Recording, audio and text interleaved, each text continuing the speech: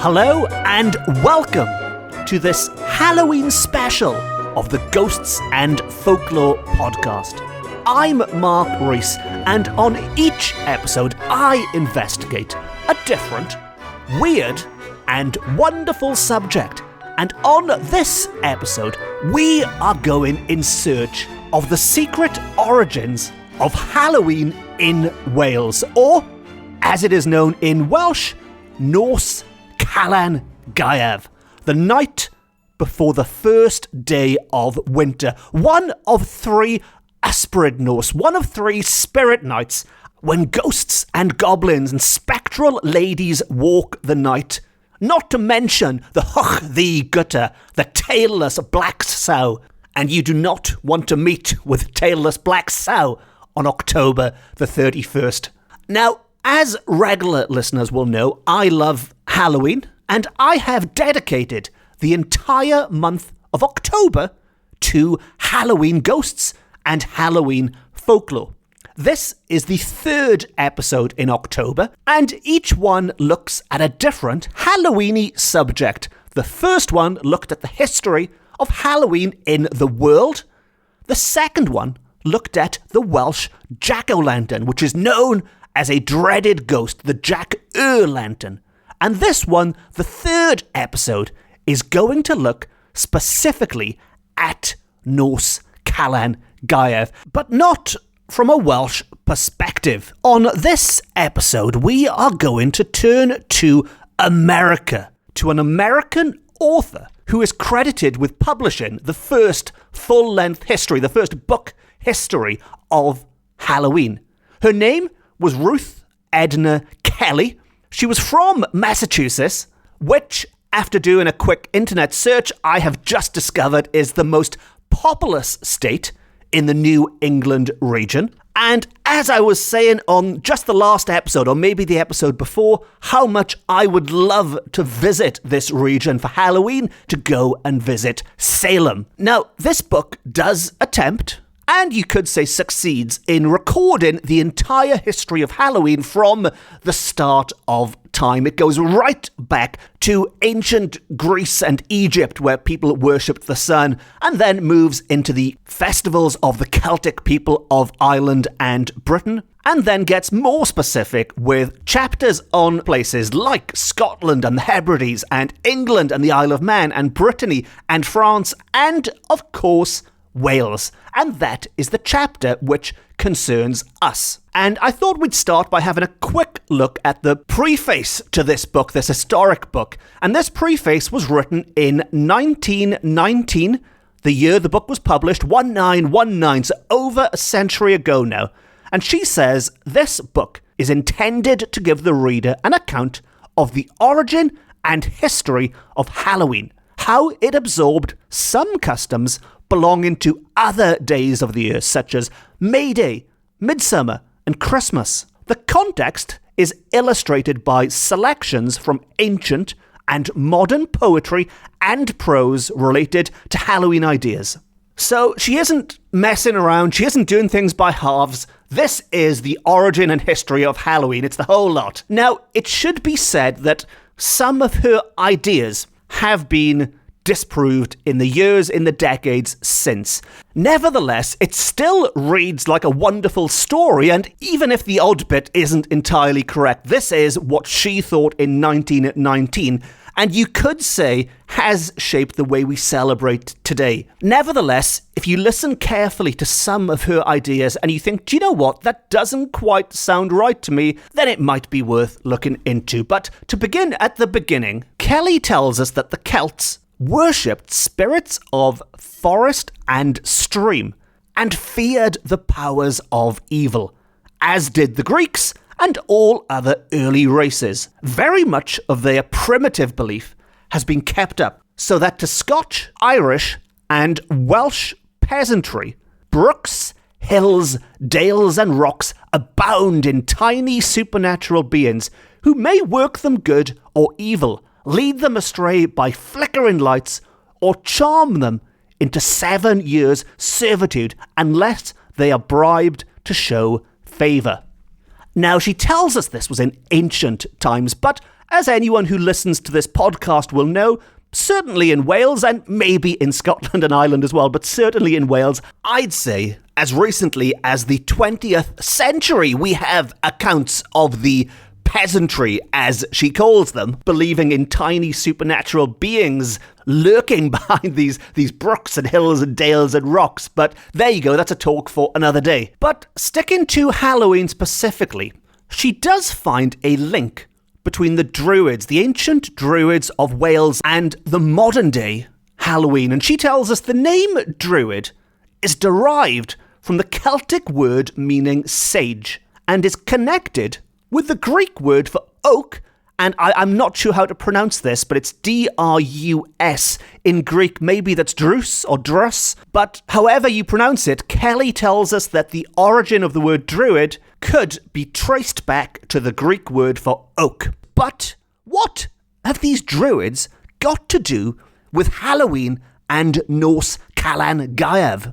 Well, Kelly tells us that it was the Druids who introduced the idea of fire at Halloween.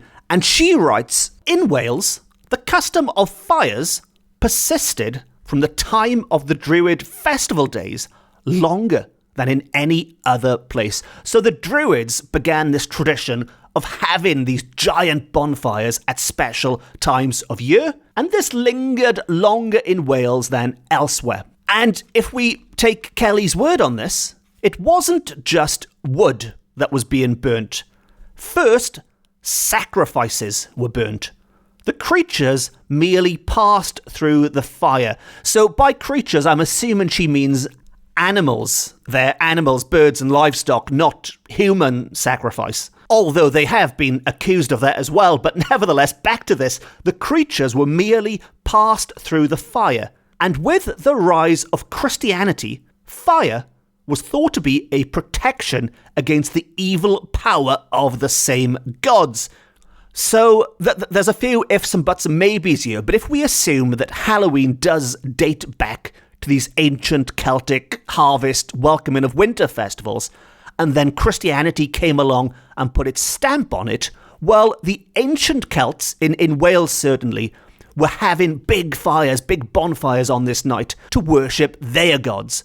But when Christianity came along, they kept the fire bit. They liked that. But instead, that fire was now used as protection against those old gods. So either way, there was fire. Either it was a good thing to worship the god with, or it was a bad thing to keep them away.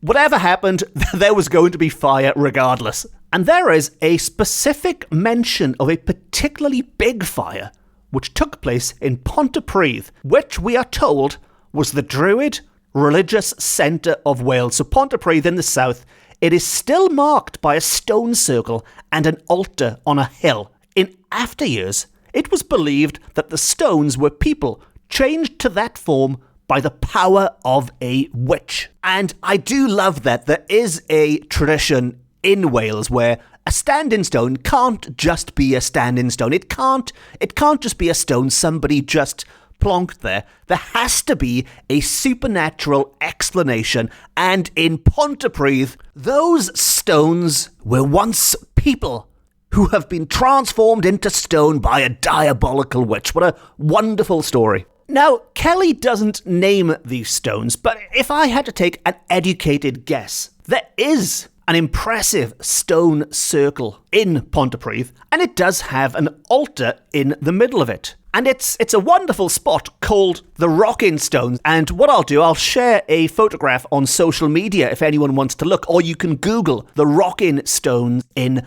Pontypridd. But there's one little problem with the way Kelly describes them. And I've just had a quick look, and I'm on the Rhondda Cynon Taf government page. And they say that the Rocking Stone is a glacial boulder remaining from the Ice Age. So that boulder really does go back even before the Celtic people. It formed the central point for a gorsedd, or gathering of bards, in 1814, which was organised by stonemason Edward Williams, known as Iolo Morgannwg. Now, Iolo Morgannwg is a hugely, hugely influential and slightly controversial figure in Welsh culture. And we won't go into that right now, But we will say that the Gorsedd circle of smaller stones was constructed in 1849 by Evan Davis. And so, assuming I am talking about the correct place in Pontypridd, and there can't be that many of them, I think it's worth bearing in mind that yes, that altar in the middle might date from the Ice Age, but all of those other stones circling around it, those stones which were once people and have been transformed by a witch, date from the middle of the 19th century and might not be quite as ancient as some people believe. So in the south, we had Druids lighting gigantic bonfires, especially in Pontypridd. In the north, the November Eve fire, as it is called, is something each family built in the most prominent place near their house. So maybe not quite on such an epic scale as we might have seen in the south, because, well, it could have been in your own back garden or somewhere, and you don't want to burn your house down for Halloween. And this was called Coil Coith. Now, it should be noted quickly here, but nowadays we would call this Coil Certh, which is the Welsh word for bonfire. But in Kelly's account from 1919, it is called Coil Coith. C-O-E-L, Coil, and Coith, C-O-E-T-H.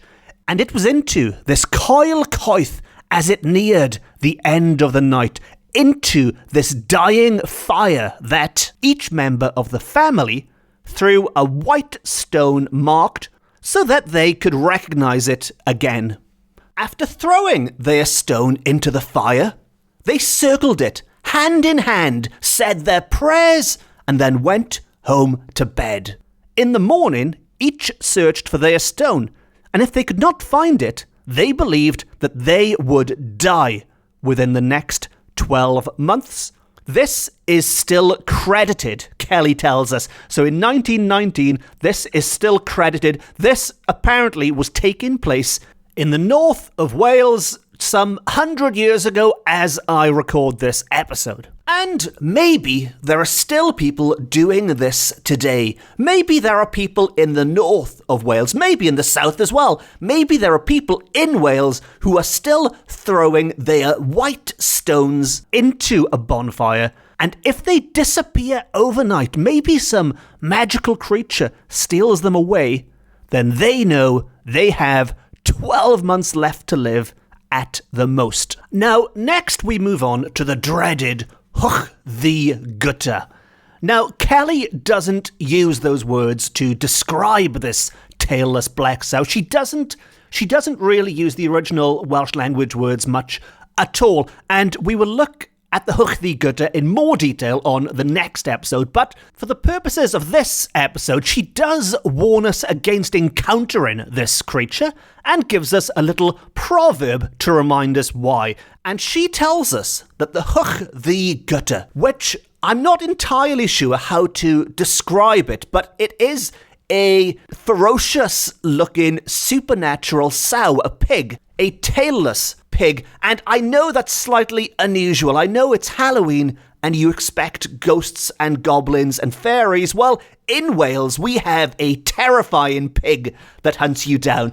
And she tells us that there is a custom of watching the fires, these big fires, burn until the last spark dies. And so in order to do that, you have to be up and about quite late, way past bedtime, way past the witching hour, when you should be tucked up safely at home, not out and about, risking an encounter with the Huch the Gutter. But as soon as that fire dies, it is Huch the Gutter time. And as the last spark died, people would instantly rush down the hill because, in inverted commas, the devil or the cutty black sow take the hindmost. And just to explain that quickly, hindmost, of course, means the last, so everyone rushes home, and whoever is last to get home, they are the ones that will be caught by either the devil or the Huch the Gutter or the cutty black sow, as Kelly refers to it. And it should be pointed out quickly that cutty means short tail. And again, I will explain all of this in depth on the next episode, but Hwch the Gutter does translate as the cutty black sow or the tailless or short-tailed black sow, a female pig which has had piglets. Who would have thought that they could cause so much terror? And she tells us that there is a Cardiganshire proverb which says, and I quote again, "A cutty black sow on every style, spinning and carding every All Hallows Eve." Now, as I've mentioned many a time, Halloween is called Nos Calan Gaeaf in Wales, and Kelly tells us that that is the night of the winter calends, that is, the night before the first day of winter. And to the Welsh, it was New Year's Eve. So according to Kelly, not only was it the start of winter, it was the start of a new year. This is what people were celebrating on Nos Calan Gaeaf, the night before Calan Gaeaf. And the Hwch the Gutter wasn't the only dangerous creature prowling the night on Halloween. We also had to keep an eye out for those mischievous sprites known as Untitled Chapter. We had to keep our wits about us from the fairy folk. And she tells us that while the Welsh tales resemble those in other nearby countries, she recalls one tale, one story of a man who lay down to sleep inside a fairy ring, which is a circle of greener grass where the fairies danced by night. The fairies carried him away and kept him for 7 years. And after he had been rescued from them, he would neither eat nor speak. So, if you notice one of your friends has suddenly gone missing, they've been gone for, God, it feels like 7 years. And when they come back, your once chatty colleague now says nothing and is right off their food. They used to stuff their face, now they will not touch a morsel. Then maybe they were daft enough to lay down and sleep in a fairy ring where the fairies danced by night on Nos Calan Gaeaf.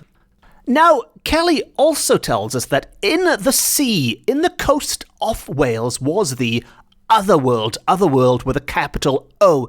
Now, she doesn't mention this, but the otherworld in the Welsh language is better known as Annwn. And Annwn, she tells us, is out in the sea. And to describe the scene, she quotes from Welsh Melodies by Joseph Parry. Now, Joseph Parry, going off on a quick tangent, is one of Wales's greatest composers, arguably his most loved song, his greatest hit, as it were, is a song called Myfanwy, which, if you are not familiar with, I would get on one of those music playing type sites and listen to Myfanwy. And also, and I love this, he wrote the first opera in the Welsh language and was also the first Welsh composer to write any opera, and that was an opera called Blodwen, and Blodwen does tie in nicely with some legends and folklore, which I think might make a nice episode in the future. Any excuse for me to shoehorn some opera into my episodes. But back to Halloween, she quotes from Parry's Welsh Melodies, and she says that the sea where the otherworld can be found is a green fairy island reposing in sunlight and beauty on ocean's calm breast.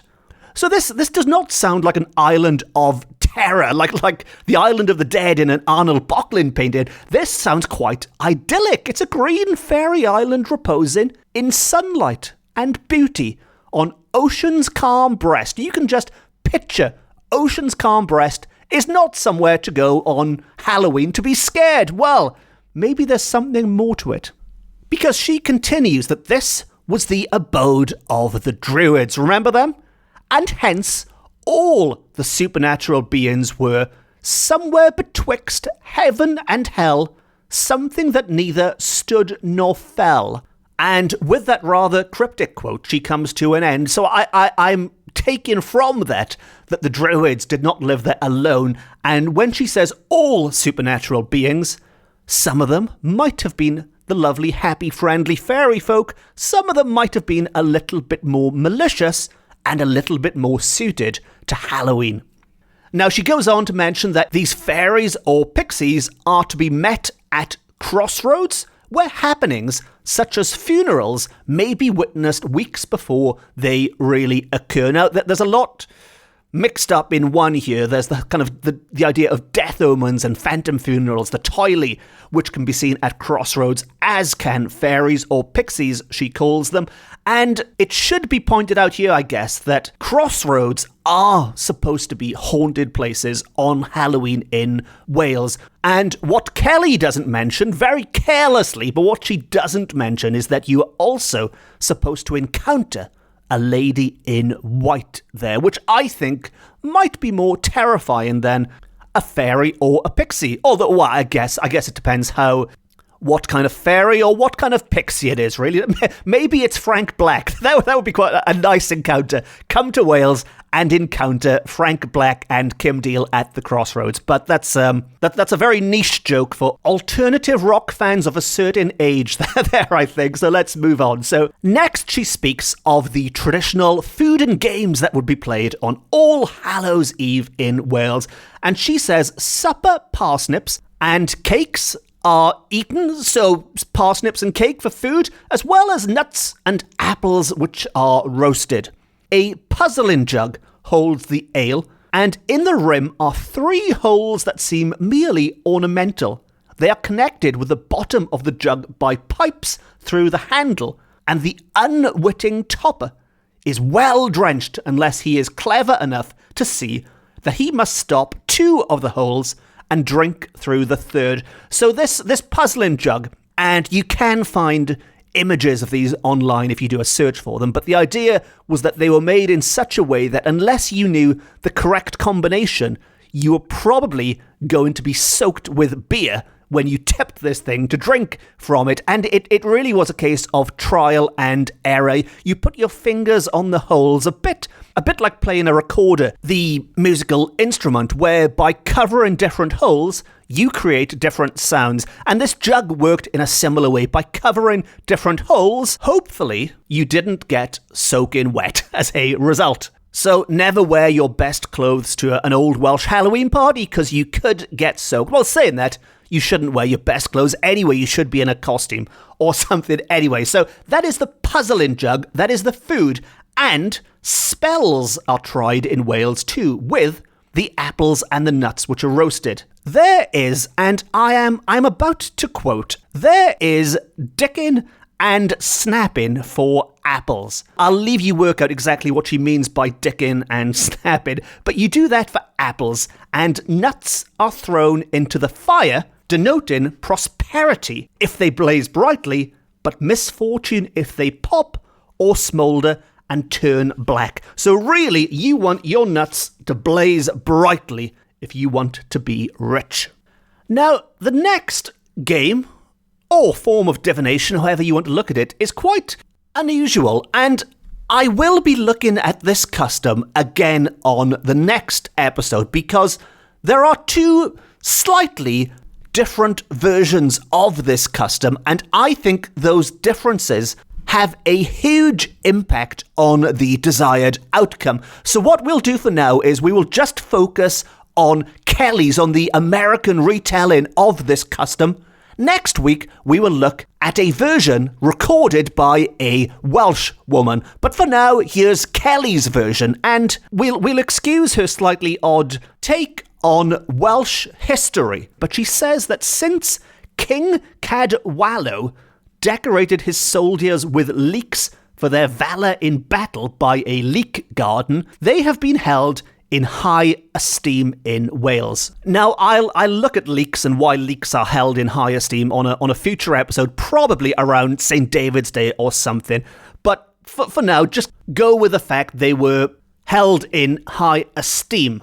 And in this game, a girl sticks a knife among leeks at Halloween and walks backward out of the garden. She returns later to find that her future husband has picked up the knife and thrown it into the centre of the leek bed. Now, besides being slightly sinister, the fact that your future husband is walking around throwing knives at night, I'm not really sure what you're supposed to deduce from that, to divine from it, because It doesn't say if they throw them into a short leek, it will be a short husband, for example. It just says they will throw it into the centre. And so, I guess the only thing you could divine from that is if that knife has not been moved, maybe you will not have a husband. I don't know. But what I do know is that next week's version will give you some more conclusive answers. But anyway, that's one game. If we look at another, this one, the girl has to take 2 long-stemmed roses to her room in silence. She twines the stems together, naming one for her sweetheart and the other for herself, and thinking this rhyme. Twine, twine, and intertwine. Let his love be wholly mine. If his heart be kind and true, deeper grow his rose's hue. And then she can see, by watching closely, her lover's rose grow darker. Again, sounds slightly sinister to me. It sounds like the rose is dying almost. But there you go. Let's move on to the Sacred Ash Charm. And the Sacred Ash Charm tells us that the party of young people seek an even-leaved sprig of ash. The first one who finds one calls out what I'm taking to be Caniver. It is spelt slightly differently in the book. It's been anglicised to Cyniver, but I'm taking that to be Cynifer, because in the Welsh alphabet, F is the same as V in the English alphabet. So they call out Caniver. If a boy calls out first, the first girl who finds another perfect shoot bears the name of the boy's future wife.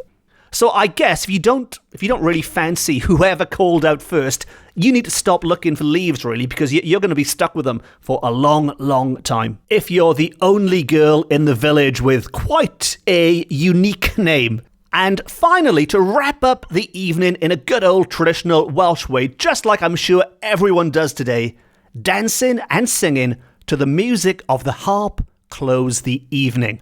Now that would bring to a close a traditional Nos Calan Gaeaf Halloween party in Wales. And the next bit from Kelly, I think is a typo, is a mistake, because I've looked at other editions of this book and they all repeat the same sort of confusing bit. But even though it doesn't entirely make sense, I'm still going to tell you it, mainly because I just love the first line. And I'll just quote that for you now. And she says, "Instead of leaving stones in the fire to determine who are to die, people now go to church."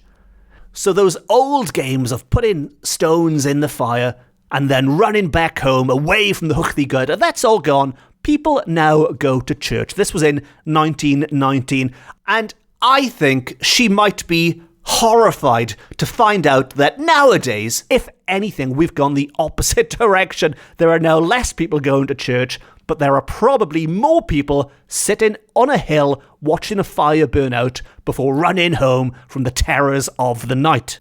But there is a bit more to that quote. As I said, I think this is a typo, but I'll read the whole paragraph to you. And she says that instead of leaving stones in the fire to determine who are to die, people now go to church to be by the light of a candle, held in the hand the spirits of those who will not be alive next Halloween. Now, that is a bit of a jumble of words that don't really make sense, but I guess you can somehow work out who is due to die in the next 12 months based on who is holding a candle or something. I think she's getting at. But we are nearing the end. Well, that is the end of Halloween. But she goes on to tell us that on All Souls Day, after Halloween, children in Eastern Wales, so those over towards the English border, go from house to house singing for, in inverted commas, an apple or a pear, a plum or a cherry, or any good thing to make us merry. All of which does sound suspiciously like trick-or-treating. Although with this example, it's just children asking nicely for some fruit, not give us loads of chocolate bars or we wrap your house in toilet paper. And finally, Kelly tells us that it is a time when charity is given freely to the poor. On this night, and the next day, fires are burned, as in England, to light souls through purgatory, and prayers are made for a good wheat harvest year by the Welsh, who keep the forms of religion very devoutly. So I think you can see quite nicely there how fire has been adopted into the traditions, if you want to call them that, of the church, of Christianity, but also how it still tips its hat towards those pagan harvest festivals as well. Now, that was an American's view of Halloween in Wales. The American Ruth Edna Kelly, who is credited with writing the first history of Halloween, and you could say without people like Kelly taking the subject seriously, maybe the holiday wouldn't have developed as it has, wouldn't have become such a huge global or certainly Western phenomena. So I think we owe Kelly a huge thank you for that. Unless, of course, you hate Halloween, in which case you don't. But assuming you like Halloween, and if you've listened to me waffling on for half an hour about it, then you must have some interest or some kind of sadistic streak, I don't know. But that was Kelly. That was the American look on the Welsh traditions. But how did the Welsh themselves record what was going on? In typical box set cliffhanger tradition, I'm afraid I'm going to have to save that for the next episode. The next episode of this podcast on the same Bat channel in 7 days, or depending on when you're listening to this, if you're playing catch up, it might already be online for you. But episode 21 of this podcast is going to be dedicated to the Welsh folklore of Nos Calan Gaeaf. And as you will discover, there are some similarities with what Kelly wrote about, but there are also some wonderful additions and the odd contradiction. All of which brings me to the point in the episode where I like to ask what you think about all that, and do you have any experience with any of these traditions that Kelly has spoken about? Maybe you are in Wales and you still try and divine to work out if your future husband is throwing knives at leaks in your garden at night. Or maybe you are somewhere else in the world. Maybe in Canada you throw knives at some other object instead. I don't know. But wherever in the world you are, if you have any thoughts, any comments, it's always lovely to hear from people. So please track me down. It's quite easy to do. Just do a search for Mark Rees and put ghosts or Wales or folklore in, and I will pop up on top on social media, on Twitter, Facebook, Instagram, or through my website where you can just email me directly. And if you're super quick, who knows, maybe I can include some comments in the 2 remaining Halloween episodes I've got coming up. As mentioned, next week is going to be all about the Welsh folklorists, or folklorists in Wales, I should say, rather than just Welsh people, writing about their own traditions. And then on the 5th and final week, we are going to have a huge paranormal party where I'm going to get loads of guest stars on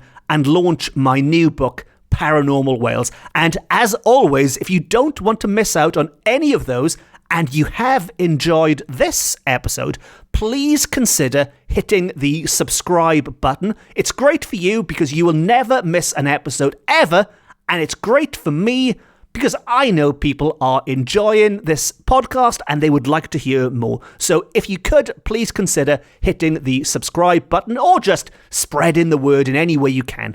Now, to wrap things up in this episode, I have quoted and referred to Kelly's Halloween book from 1919, and right at the end of that, she includes a selection of poems which were published over the years in Harper's Weekly. Now, Harper's Weekly, I'm familiar with the name. I've never seen a copy, but by all accounts, it was a journal or an American political magazine which ran from 1857 up until 1916. So this had just been cancelled or just came to an end for whatever reason a few years before she published this Halloween book. And while it might have been a political magazine, it did presumably, or definitely, I guess, publish poetry because they have been reproduced in this book. And I'd like to finish with a poem which is credited to an A.F. Murray and was published in Harper's Weekly on October the 30th, the eve of Halloween in 1909, and it is entitled simply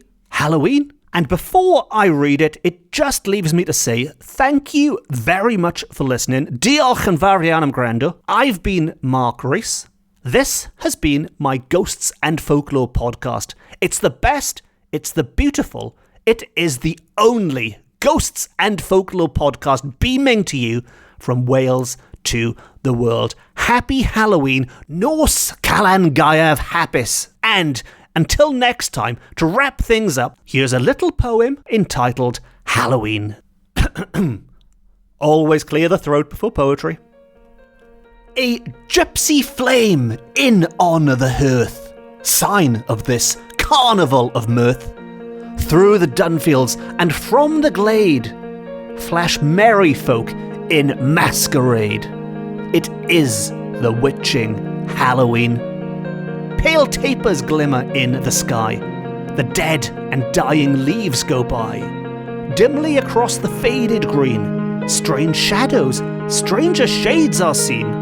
It is the mystic Halloween. Soft gusts of love and memory beat at the heart reproachfully. The lights that burn for those who die were flickering low.